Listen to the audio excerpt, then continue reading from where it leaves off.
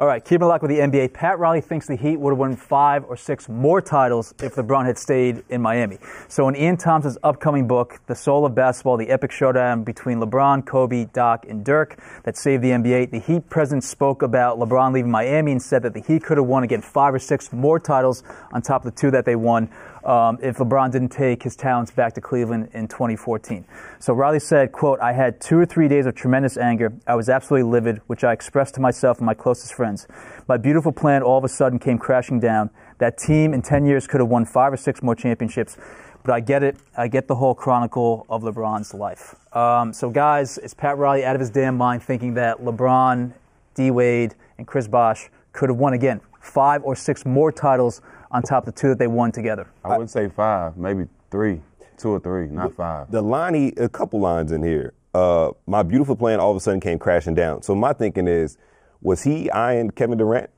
Had he been available? Well, of course he was available. I mean, you're eyeing Kevin Durant. But you got to remember, Miami is one of those cities where young players want to go too. So. Yeah. Oh, it's more. Too. I'll go right now. Yeah, that's what I'm saying. And non-players, I'll go too. It's more. Josh Haslam's been Heat for like 19 years. So it's more appealing than Cleveland.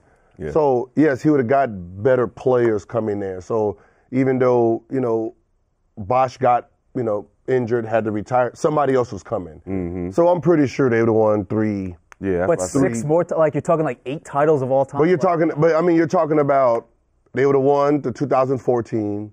Probably gave him the one he won 2015. That's 2 right there. But they lost in 2014 to the Spurs, right? No. Jack, you was on that. No, yeah, Spurs. Yes. No. The 2015 where he lost to Golden State for the first time. Yeah. They would have probably won that one in Miami. But are we giving that Miami Heat squad too much credit for going 500 in their NBA Finals appearances? Because they lost 2 and won 2. So I mean, they're not one of the greatest dynasties of all time. I mean, they should have beat your Mavs team. No, I mean that Mavs team ran them off. That Mavs team was strong, but talent-wise, no. Dirk was in the zone that year. But you got to remember that Miami team that Dirk beat on. They just got together, so you had a really young team. You had 3 studs, and then the rest of the team was trash. Yeah, I mean that's when you had like Eric Dampier, you had a Gauskas, you had all these old motherfuckers on that team where it's like you couldn't even come off the bench with them. Yeah, it's like right. It was one of those teams. So it's like. Yeah. So Pat Riley, in this book, Pat Riley has a ton of interesting things to say. We could actually spend an entire episode kind of dissecting all of it. But one of the more interesting things that he said was that James would have become, quote, the greatest player in the history of mankind had he remained in Miami. Well, I mean, yeah, because he would have had more championships than that. The only thing that separate, I tell people that all the time when they talk about him and want to be close to Jordan is Jordan has a defensive player of the year. He averaged 37 points that year. It's hard to do. It's hard to top that. And when you talk about LeBron, I want my kids to be like LeBron. Yeah. I don't want my kids to be like MJ. Right. You know what I mean? So it's a fine line, but he definitely would have been closer in championships. I think he would have won at least 2 or 3 more if he would have been there. I don't think he's going to catch him now. What do you think, Gil? See, I mean, I'm not. He would have been the greatest of all time because of just more rings is what makes him. That's what Riley seemingly. Yeah, Riley's like, if he has more rings, it makes him the greatest. I just thought it was your talent. Yeah. I mean, talent-wise, your body of work is what makes you great. Right. I mean, if you get put in a situation where your owner doesn't want to win, so if he would have stayed in Cleveland the whole time, would he have won the 3 championships he has? It won't be because of his talent. He wouldn't. He wouldn't. It's not because of his talent. It's just because of that organization. Mm-hmm. So you can't blame a man and knock a man because of the place he landed, because he's doing everything he could. So if he was going to be the greatest, or if he is the greatest right now, 6 championships or 3, he's still going to be the greatest man that ever played a game. Mm-hmm. He's going to go down as your number 1. As the best player that ever played, I think he's the best all-around best player. That's what I say. The best player, when you say the best player, LeBron is the best player. So again, the best scorer, killer, Michael Jordan. So when we did our Mount Rushmore last season, we all had LeBron on there, but LeBron would be like your George Washington. He'd be number 1 for you when it's all said and done. Yes. I got MJ. I got MJ as the best player. I got LeBron as the best all-around player. See, I have Kobe as the best scorer. See, but you see how because we play, we have our own categories of how it's played. You know what I mean? It's like, so we can't just say if someone say, all right, pick one. I can't. I think that's who you start the team with. But when you have great players of that magnitude, you kind of have to split hairs at that point. You can't just say, because they're different. See, like Kobe and Jordan were more of the same than LeBron and they're almost different species. They was killers. Yeah, those two were killers. This was just this is like, I say one's a home run hitter. One is, what the fuck is his name? Who? Not A-Rod, but the other one. Jeter? Jeter. Yeah. LeBron is a Jeter type. That's who he is. He's an all-around stat guy. Well, I could pick apart Jeter's game, but he can hit the home run too if he needed to. Right. But that wasn't his game. Yeah. But back to the 5 or 6 championships that Pat Riley's talking about, I don't think that Miami team, I don't even know if they would win one more title as they were currently constructed. No, you got to give them more than that. Come on. Here's the thing. Kevin Love would have went there. But is that moving the needle against that 2015 Warriors team? If you have that same squad intact. Because somebody from that big three has to leave. And that Spurs team ran Miami off the floor that year when Kawhi Leonard won MVP. They ran them off the floor.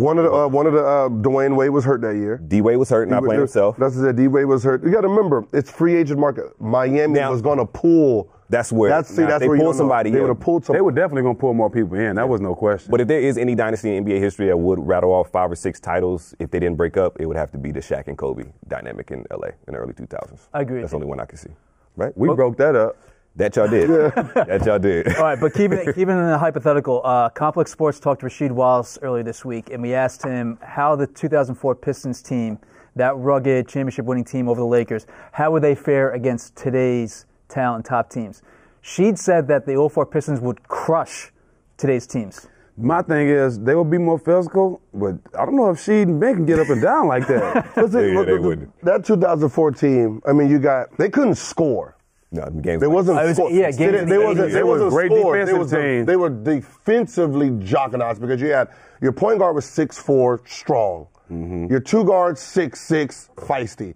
Then you got 6'9", long as hell at the 3. Yep. You got Rasheed at the 4, 6'11" long. Then you had Ben, which was probably the worst player on the team, but defensively, he was the best player on the planet at that point. Right. So you got. But what made him so great defensively, being undersized? He was the best because he was mobile. Oh, okay.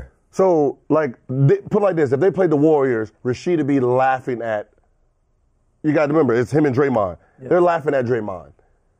They're laughing at Draymond. He's going for 50 on Draymond. And he didn't even want to go for 50. He would go for 50 on Draymond? But as I said, what? 6'11", you can't block a shot? He shoot threes. See, the problem with that, people didn't pay attention to that team. Rasheed was the stopper on big man. So he stuck the big man, and the other Wallace, Ben, was the help side defender. So just feeding everybody into Ben. So everyone fit, and then you had Tayshaun that covered everything too. So defensively, it was hard to score against that. Ben had great hands, so he had great hands. So when they did a switch out, you didn't have, so if Curry do that switch out, they're just going to funnel you in, and it's just all 7-foot wingspans. Yeah. So, but offensively, they was not. They were good offensively at the end of the game. Yeah. Chauncey was a big shot maker, and they ran their offense with rip. They ran their offense good at the end of the game. They wasn't great offensively, but at the end of the game, they knew how to pull out close games. So they would have just shortened. They would have half-courted the hell out of the league. Had to, and shrunk the possessions. And that's all they do. They just shrink the possessions. Like they wouldn't. James Harden wouldn't be having 40 and 50 against them. No. Yeah. No. They would have shrunk because Tayshaun would be sticking them. Tayshaun would be sticking them. And then it's like, all right, you can do all that. Let's go to the rim. But then the coaches were smarter than they're going to put Rasheed and Tayshaun and trap that. Capella, you make a play. Yeah. Catch the ball at the half court. You're not catching it at the rim. Catch it at the half court and put it on the floor and make a play. Right. So is it just the IQ of all the players involved that make them good, or just the fact that that's it. IQ. They 5 starters were super smart. Right. Yeah. Okay. And they probably have 3 Hall of Famers. 4 Hall of Famers on that team. Yeah. And then you had and then everyone who came off the bench, they were great veteran players. Lindsey Hunter, all those type of guys. Yeah. 1,000%.